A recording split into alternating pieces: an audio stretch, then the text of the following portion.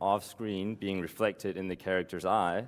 Now, you guys know this is not possible Now- with screen space reflection, right, Jonas? Exactly. This is Because the fire is not on the screen. So now if we turn around and we then see the environment, we can see that the tank muzzle flash not only reflects in the eye, it reflects in the entire environment in the tram windows there and within the tank itself, moving here. So now if we keep moving forward, yeah.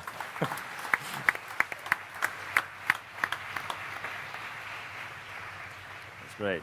So of course, one of the big challenges of SSR is also complex surfaces like this. So now with RTX on, if we set off an explosion behind the tank here, but next to the car, Oh, we'll come see it on. reflecting accurately within the car.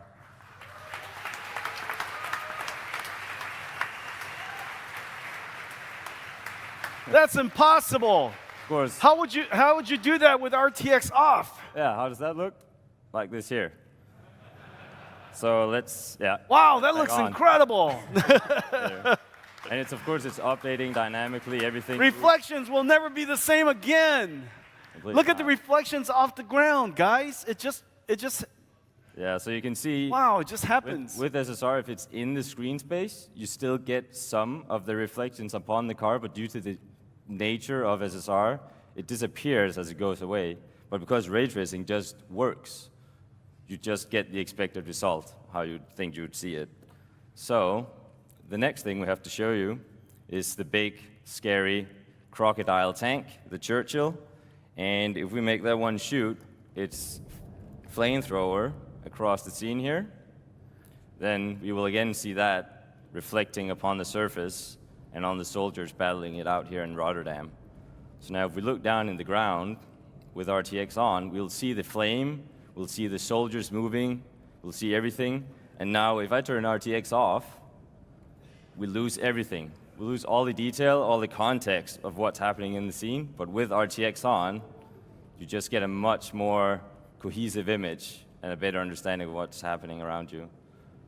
So one thing we also pay particularly much attention to in battlefield is just the weapons, accuracy, making sure the smallest detail is correct. And you can see even there, the flames are reflecting properly in the wood of this gun here and in the windows in the back. Now if I turn RTX off again, you lose all this detail. So, yeah. Wow. Really cool. Now, tech. Jonas, what you guys have done is all of your guns, all of the objects are modeled physically. Exactly. It's physically based. And so the gun has wood, which is diffused, is a dielectric material. You have metal, which is reflective, and the metal has substructure in it, microstructure in it, so there's some roughness in it. And so without doing anything at all, because it's physically based, we shoot a ray into that scene. It intersects with a triangle on that piece of metal on the site, and it figures out, I need to boink, generate another reflection ray, and it traces its way to the flame, which is coming by, and when it comes by, it accumulates on the surface, it shades it perfectly all by itself. Ladies and gentlemen, the magic of ray tracing. Exactly. And there's more. So what you see now are objects that are really close by, but ray tracing works for more yet.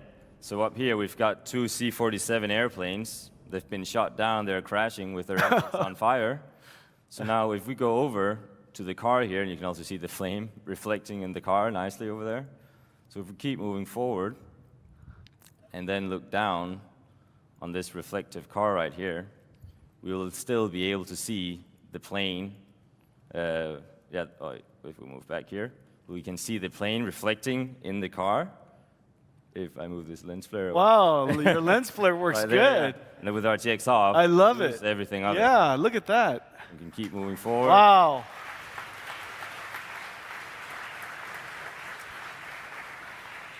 And Jonas, you guys did a great job with Fresnel reflection. Look when the angle is just right, it's just a perfect mirror. It looks beautiful. Exactly. So here it's a good example on transparent surfaces with Fresnel and PBR rendering. The more of an angle you're at, the stronger the reflection gets. And now with what we had before, on these ones were just cube maps, which they're also static, but with ray trace you get a lot more detail. You see the entire environment. And of course, as I said, the old school cube maps, they are also static, so say that we were to destroy this building here, make a tank shoot it, with ray tracing on, you'll be able to see frostbites and Battlefield's destruction system within the window, moving dynamically. And now, to end it all off, RTX, I mean, it works on the entire scene. So what if we were to shoot off a V1 rocket here and zoom out, get a good view of the entire street of Rotterdam, and then take a look at the windows, all the places that you would expect to reflect. For now, turn up the time again.